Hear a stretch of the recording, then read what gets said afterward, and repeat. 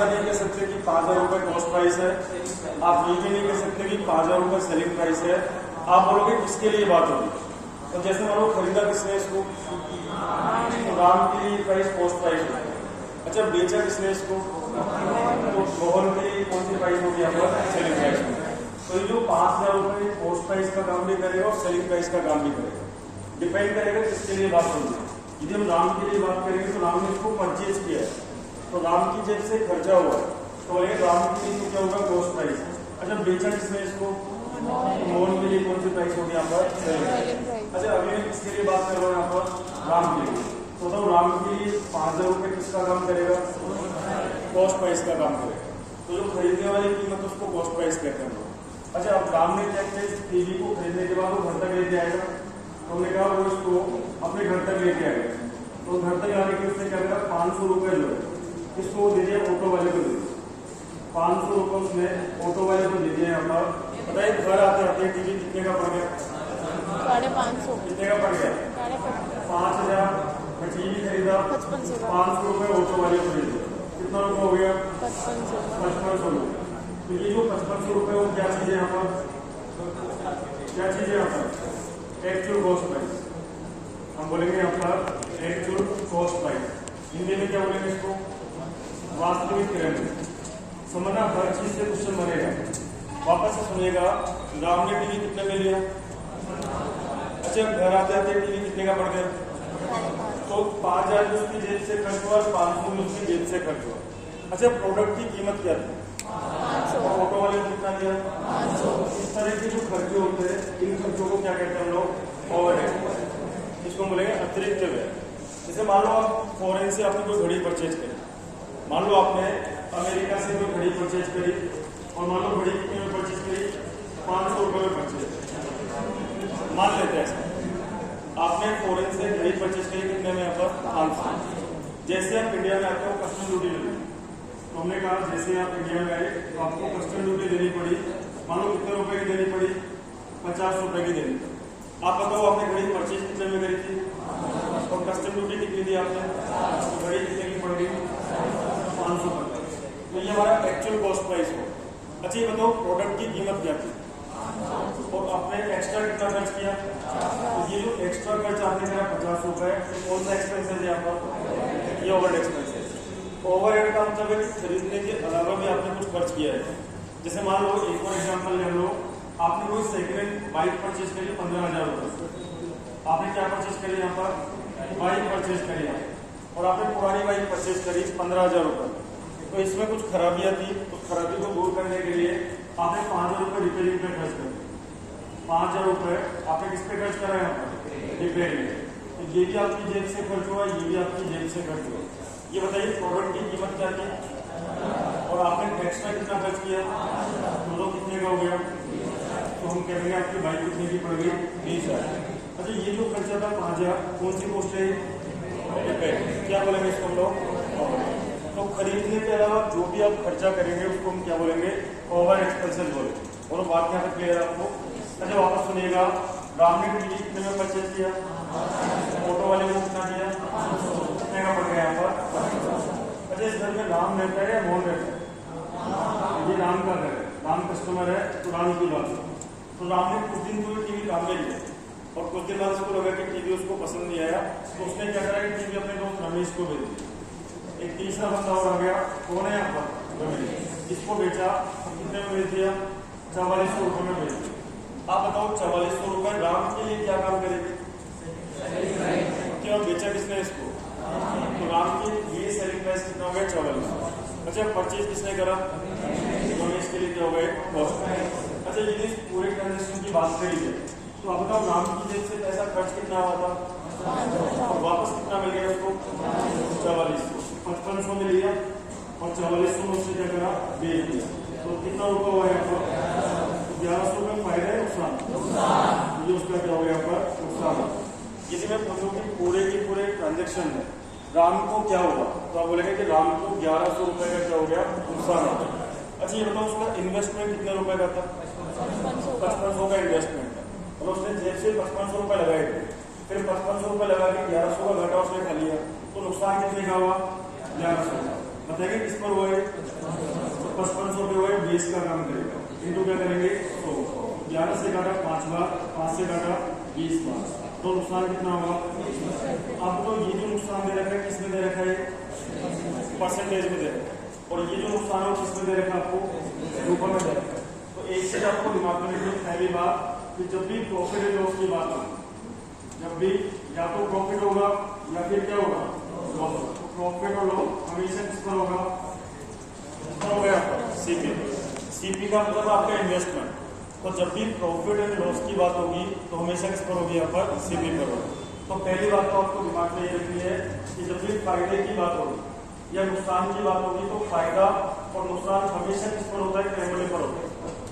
Profit and loss always calculate on CP. ये चीज आपको माइंड में रखनी है और इसको अच्छे से समझते हैं लोग। पहले बताओ सीपी और एसपी का मतलब समझ में आ गया है? सीपी का मतलब खरीदने वाली कीमत और एसपी का मतलब कौन सी वाली कीमत? बेचने वाली। और आगे बात करते हैं हम लोग। अब सुनना ध्यान से।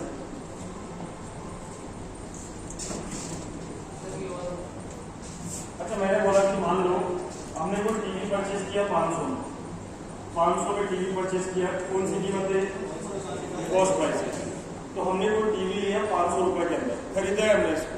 कौन सी प्राइस है? सीपी। जब मैं इसको बेचना चाह रहा हूँ तो मैं चाहता हूँ कि मुझे 20% का फायदा हो जाए। हम ये चाह रहे हैं कि हमें 20% का क्या हो जाए? फायदा। अब बताओ लिया कितने में था? और आप उसको प्रॉफिट में बेचना चाह रहे हो, तो आप कितने प्रॉफिट में बेचना चाह रहे हो? तो आप उसको बढ़ाकर बेचोगे या घटाकर बेचोगे? कितना बढ़ाकर बेचेंगे? 20% बढ़ाकर बेचेंगे। तो या तो 500 का 20% निकाल के 500 में जोड़ दो, अरे यही करेंगे हम लोग। या फिर बताओ लिया कितने में था? 500 में। आप प्रॉफिट चाहते हो या लॉस चाहते हो? कितना प्रॉफिट? 20% बढ़ाकर बेचेंगे हम लोग। तो मान लो ये 100%, तो 100 में 20 बढ़ाओ, कितना हो गया? कितना हो गया? 120। डिवाइड बाय क्या करेंगे? 100 करेंगे, कितना आएगा यहाँ पर? 600। तो 600 कौन सी कीमत है? 500 कौन सी कीमत थी?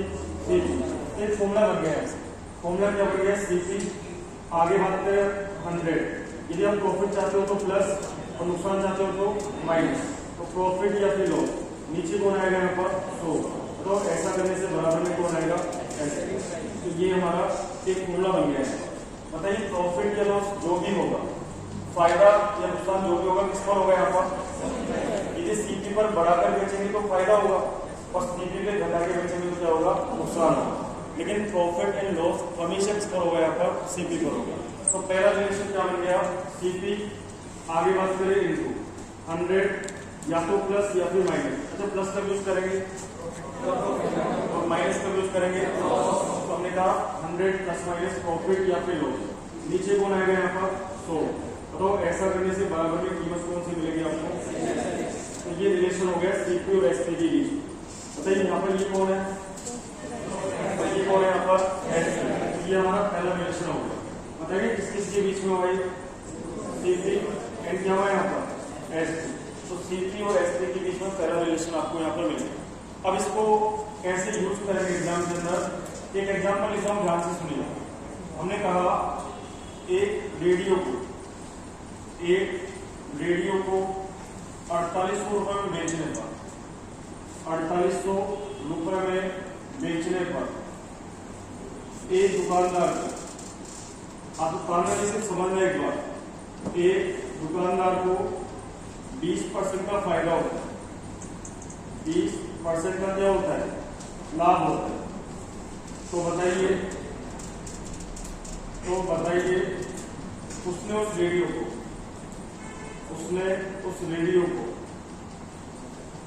कितने में खरीदा?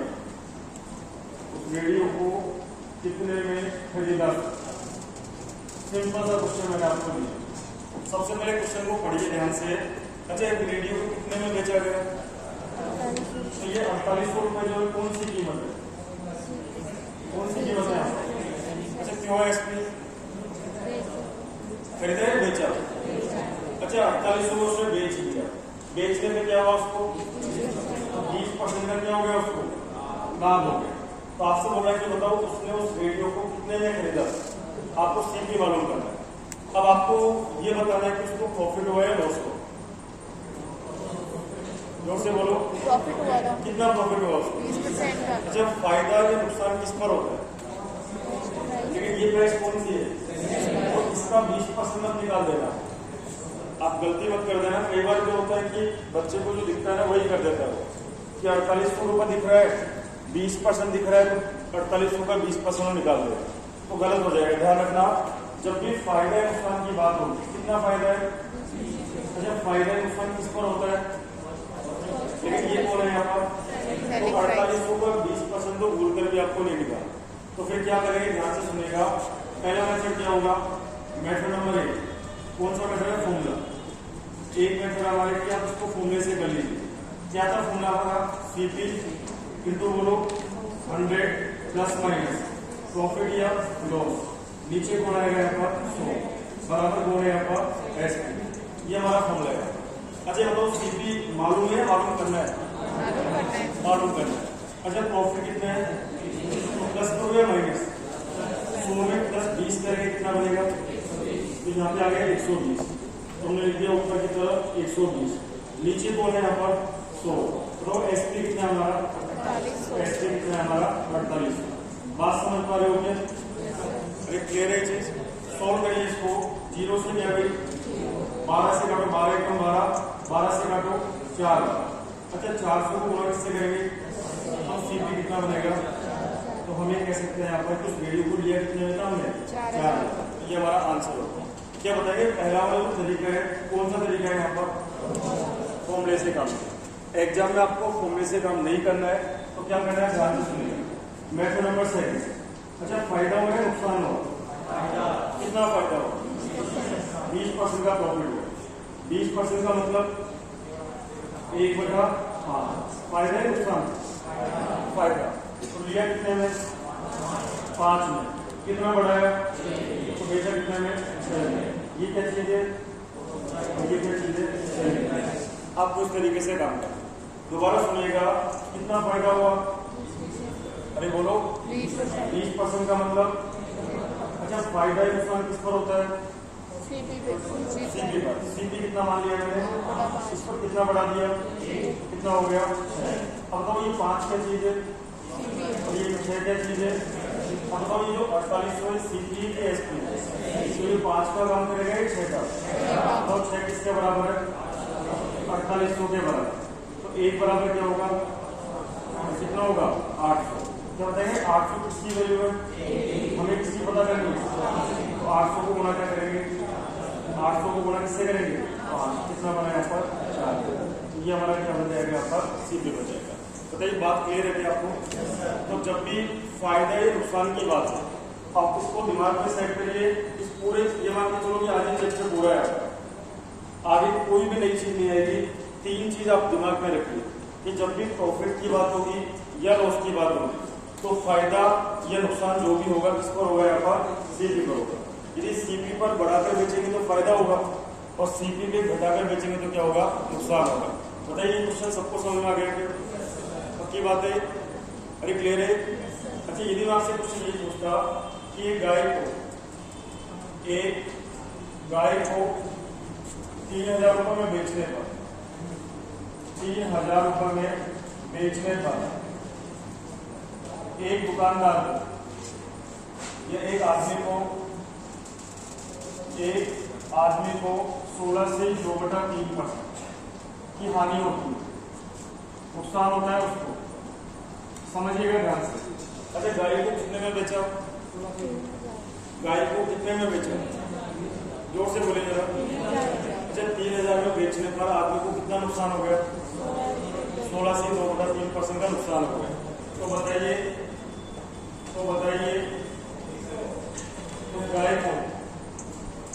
उस गाय को कितने में बेचना चाहिए? कितने में बेचना चाहिए था ताकि 20% का क्या होता? 20% का क्या होता? लाभ। अब क्वेश्चन को पहले ध्यान से सुनिएगा। अच्छा, आप बताओ, गाय को बेचा कितने में? जोर से बोलिए। 3000 में। अच्छा, 3000 में जब आपने गाय को बेचा तो आपने कमाया या गवाया? फायदा हुआ, नुकसान हुआ? कितना नुकसान हो गया? 16 से 2/3%। तो बताइए उस गाय को कितने में बेचना चाहिए था ताकि 20% का फायदा हो। कोई बड़ी बात नहीं कि एग्जाम में क्वेश्चन आपको मिल जाए, तो आप लोग ट्राई करके बताइए कि क्या आंसर इसका बने। 4320। चलो चेक करते हैं हम लोग। एक गाय को 3000 रुपए में बेचने पर एक आदमी को 16 से 2/3% का नुकसान होता है। तो आपसे ये पूछा गया कि बताइए उस गाय को कितने में बेचना चाहिए ताकि 20% का क्या हो, फायदा हो जाए। सबसे पहले बताइए फायदा या नुकसान, कितना नुकसान हुआ? 16 से 2/3। अच्छा 16 से 2/3% को फ्रैक्शन में क्या कहते हैं? 1/, फायदा है नुकसान। तो गाय को लिया कितने में था? कितना नुकसान खाया? बेचा कितने में? इसका रेशो CP/S। अरे ये करेंगे हम लोग। अरे समझ आ रही है बात? फायदा या नुकसान हमेशा CP पर होगा। तो CP को हमने कितना मान लिया? 6। इसमें नुकसान कितने का गया? तो बेचा कितने में? 5 में बेचा। अच्छा अभी बताओ 5 कौन सी कीमत है? खरीदने वाली है बेचने वाली? बेचने वाली कीमत क्या थी? तो 5 किसका काम करेगा? तो 5 काम करेगा 3000। तो 1 किसका काम करेगा? अरे किसका करेगा? 600। तो 6 किसका काम करेगा? 6 काम करेगा 3600। कौन सी कीमत है? आपको ये पता लग गया कि गाय को आपने कितने में खरीदा? यहाँ पर 3600 में खरीदा। यदि आपसे ये पूछा होता कि गाय का कॉस्ट प्राइस कितना होगा, यदि आपसे ये पूछता कि गाय का क्रय मूल्य कितना था, तो आंसर क्या होता हमारा? 3600। अच्छा अभी आपसे CP पूछा है और कुछ पूछा है। क्या पूछा आपसे कि गाय को कितने में बेचना चाहिए था ताकि 20% का क्या होता? लाभ होता। अच्छा क्या आपको ये मालूम चल गया है कि गाय को आपने लिया कितने में था? कितने में लिया था? तो इस पर आप 20% बढ़ाकर बेचोगे या घटाकर बेचोगे? तो बढ़ाकर बेच दो। लिया कितने में था? और कितना बढ़ाएंगे हम लोग? 20%। 00 से 00 कितना बना? 12 × 6 कितना हुआ? 72। कितना करिए हुआ? 7। 12 दिया कितना हुआ? 3600। 7 बोलो कितना बना? 42। तो बताओ गाय को कितने में बेचना चाहिए था हमको? 42। बताइए बात समझ में आई आपको? अरे क्लियर है? यदि किसी को लगता है कि यहाँ तक मेरे को ये दिक्कत, सबसे पहली बात फायदा या नुकसान जो भी होता है वो हमेशा किस पर होता है? यहाँ पर CP पर। बोलो क्लियर है? सबको क्लियर है? ये आ गया सब में 3600। अब आप चाहते क्या हो कि बताओ उस गाय को कितने में बेचना चाहिए ताकि 20% का क्या हो? लाभ। यदि आप 20% का लाभ चाहते हो तो 20% बढ़ाकर बेचोगे या घटाकर? बढ़ाकर बेचेंगे। तो 20% का मतलब फ्रैक्शन में क्या होता है? 1/5। कितने में बेचोगे आप? तो लिया कितने में? 5 में। 1 बढ़ा दो, बेचो कितने में? 6 में। तो आपने बेचा कितने में? 6 में। लिया कितने में? 5 में। अच्छा लिया कितने में था हमने? तो 5 किसका काम करेगा? 3600। यदि 5 काम करेगा 3600 का, तो 6 किसका काम करेगा? निकालो किसका करेगा? 4200। ऐसे भी कर सकते हो या फिर ऐसे बोलो कि CP कितना हो गया? 3600।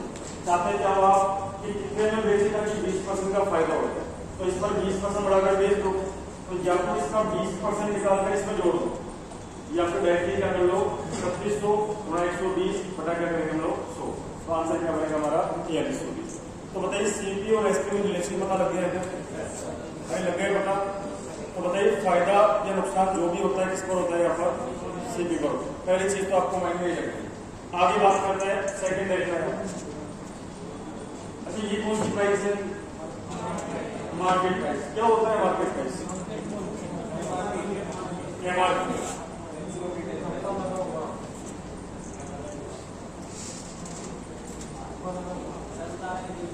उतारना नहीं है तो इसको सिर्फ समझना है आप।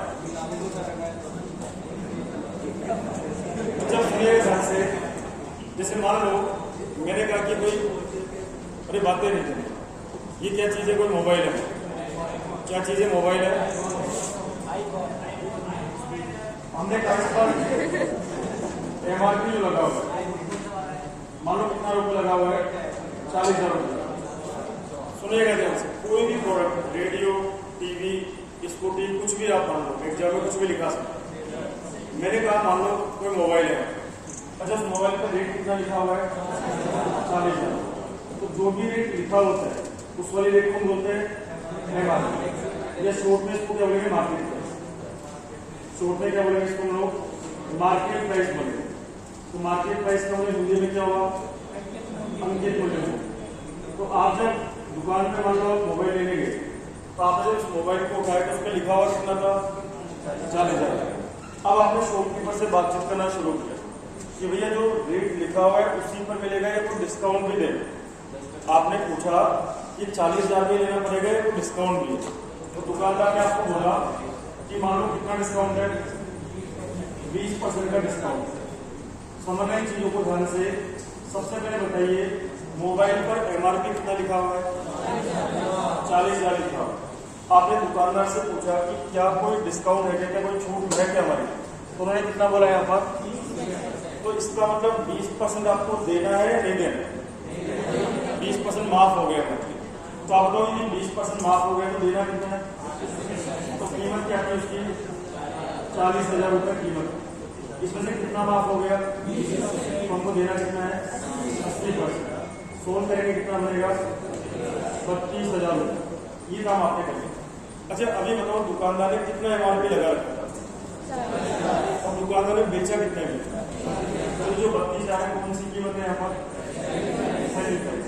और ये 40,000 कौन सी कीमत है, मार्केट प्राइस। अच्छा डिस्काउंट से कीमत कम होगी या ज्यादा होगी, कम होगी। तो कितना डिस्काउंट था, सेलेक्ट किया यहाँ पर 80। तो यहाँ से एक और फॉर्मूला बन गया। फॉर्मूला क्या बन गया, सबसे पहले मैंने क्या लिखा, MT। आगे बताइए डिस्काउंट से कीमत बढ़ेगी या घटेगी, तो हमेशा माइनस का साइन आएगा। क्या आएगा, 100 माइनस क्या आएगा, D। अपन नीचे बोलो क्या आएगा, 100। बताओ बराबर में ऐसा करने से कीमत कौन सी आएगी, ST। तो ये हमारी इक्वेशन नंबर 2 बनी। हमने कहा ये हमारी इक्वेशन में क्या है यहाँ पर 2। अच्छा किससे रिलेशन आ गया, MP एन क्या हुआ यहाँ पर, ST। अब यहाँ से भी एक बात और निकल कर आएगी कि जब भी प्रॉफिट एंड लॉस होगा किस पर होगा, अरे किस पर होगा, जब भी प्रॉफिट एंड लॉस का जिक्र होगा किस पर होगा यहाँ पर। अच्छा जब भी डिस्काउंट की बात होगी किस पर होगा यहाँ पर, अरे बोलो MRP। तो डिस्काउंट हमेशा अंकित मूल्य पर दिया जाए, छूट हमेशा मार्केट प्राइस पर मिलेगी आपको। अच्छा मार्केट प्राइस में से डिस्काउंट काटने के बाद कीमत जो आएगी, क्या कीमत बोलेंगे उसको, सेलिंग प्राइस। दुकानदार के लिए बात कर रहे हैं, दोबारा सुनिएगा। अच्छा दुकानदार ने मोबाइल की रेट क्या लगा रखी थी, उस पर कितना डिस्काउंट किया उसने, उसको बेचा कितने में, अरे बोलो 32,000 उसने बेचा। तो यहाँ पे क्या बन गया, MP कितना है, 40,000। कितना डिस्काउंट है, 100 में से 20 है तो 80 बटा क्या करेंगे, कितना बने यहाँ पर 32,000। तो बोलेंगे अपना आंसर क्या बनेगा, 32,000। तो यहाँ से दो बातें मिली कि फायदा है नुकसान किस पर होगा और डिस्काउंट किस पर होगा, MP। जैसे मान लो मैं आपको इतना बोलता कि एक दुकानदार एक टीवी पर 12.5% की छूट देकर उस टीवी को 4900 रुपये में बेचता है, 4900 रुपये में बेचता है। और तो बताइए, तो मैंने आपसे बोला तो बताइए उसने उस टीवी का अंकित मूल्य क्या रखा हुआ था, इतना सा क्वेश्चन आपसे पूछा, समझिएगा ध्यान से। अच्छा एक दुकानदार ने टीवी पे कितना डिस्काउंट दिया, अच्छा ये 12.5% प्रॉफिट है, लॉस है या डिस्काउंट है, कितना डिस्काउंट दिया उसने, 12.5। जोर से बोलो जरा। 12.5। अच्छा 12.5% का डिस्काउंट देकर उसने बेचा कितने में, कितने बेचा, क्या चीज है यहाँ पे, ऐसी। तो आपसे बोला बताइए उसने उस टीवी का अंकित मूल्य क्या रखा होता है, MRP पता करना। सबसे पहले बताइए 12.5% को फ्रैक्शन में क्या बोलते हैं, 1/8 की क्या चीज है यहाँ पर, छूट, डिस्काउंट। अच्छा डिस्काउंट किस पर देते हैं हमेशा, तो MRP पर। तो MRP कितनी मान ली मैंने, 8। इस पर डिस्काउंट कितना दिया, तो बेचा कितने में, 7। तो बात समझ आ गई। और ध्यान रखना डिस्काउंट देने से कीमत हमेशा बढ़ेगी या घटेगी, तो बताओ MRP कितना था, इस पे छूट कितने की देती,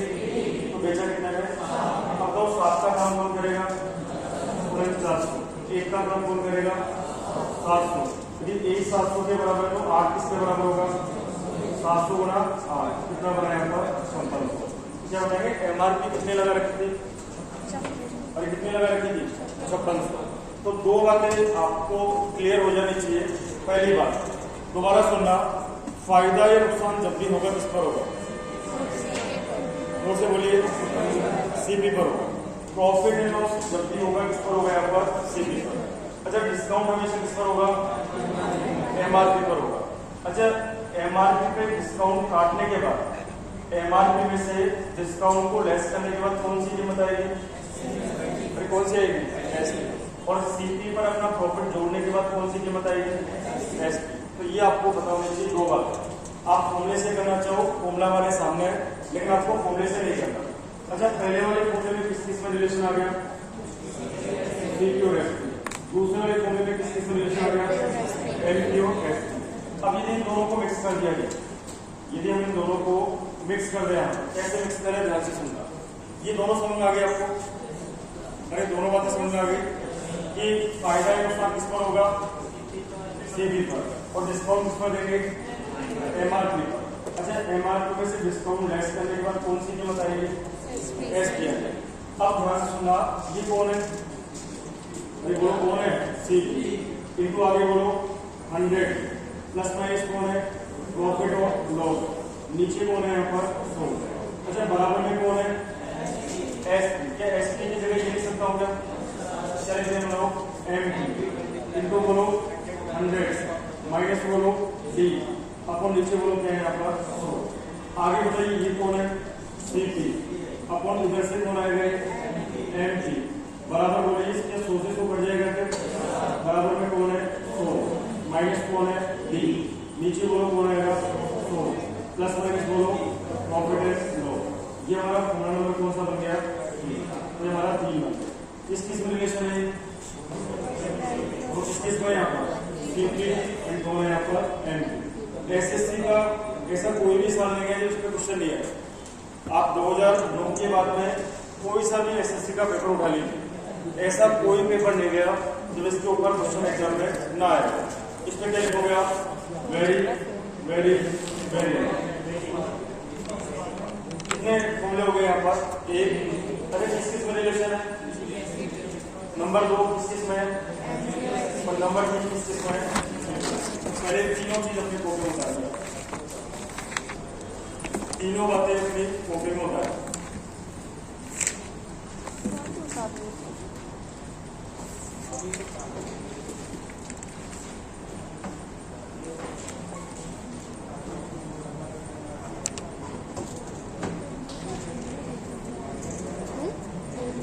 ये तीनों पता होना चाहिए फिर आप क्वेश्चंस करेंगे फिर आप सोचोगे कहाँ से लिख दिया फिर पता होना चाहिए आपको कि सीपी और एमपी में ये रिलेशन होगा, सीपी और एसपी में ये रिलेशन होगा और एमपी और एसपी में ये रिलेशन होगा। डिस्काउंट किस पर दोगे किस पर दोगे फायदा नुकसान किस पर चेक करोगे बस इतनी बात आती है तो आप क्वेश्चन करोगे। उतारिए तीनों को।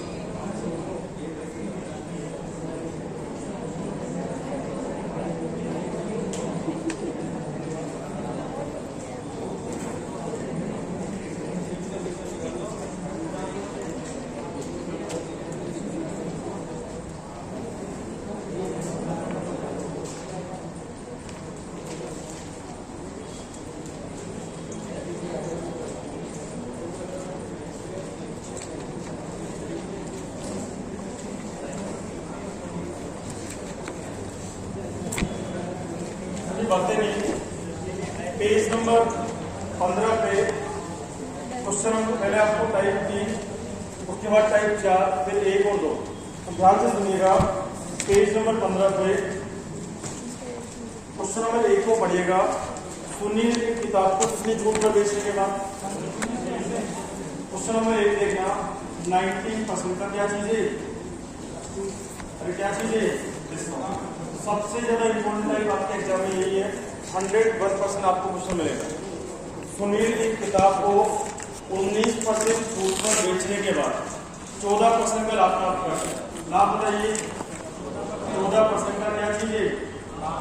लाभ प्राप्त कर रहा है।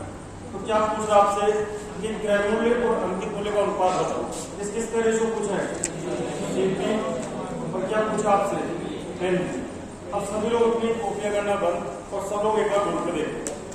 इसको एक तरीके से नहीं करना, एक बार के लिए आपको कई तरीकों से इसको करना है। सबसे पहले बताइए, सुनील ने किसी वस्तु पे डिस्काउंट कितने का दिया? सुनील एक किताब को 19% की छूट पे बेचता है। अच्छा मान लो ये किताब है, इसको कितने डिस्काउंट में बेचा गया? अच्छा 19% डिस्काउंट में बेचने के बाद भी कितना फायदा हो गया? तो आपसे पूछा है कि इस किताब का CP तो कितना था और NP कितना, मतलब आपको रेशो पता करना है। पहला तरीका क्या बनेगा? Method number 1। मेथड नंबर 1 ध्यान से सुनिएगा। CP अपॉन क्या है यहाँ पर? NP बराबर बोलिए 100 माइनस क्या है यहाँ पर? C। नीचे बोलिए 100 प्लस माइनस प्रॉफिट। यही फॉर्मूला था हमारा। आगे बात करें CP अपॉन नीचे कौन है यहाँ पर? NP बराबर D बताओ कितना है? और कितना है यहाँ पर? तो 100 में कितना कम करेंगे? कितना बना बोलो? 81। आगे बताओ फायदा है नुकसान कितना %?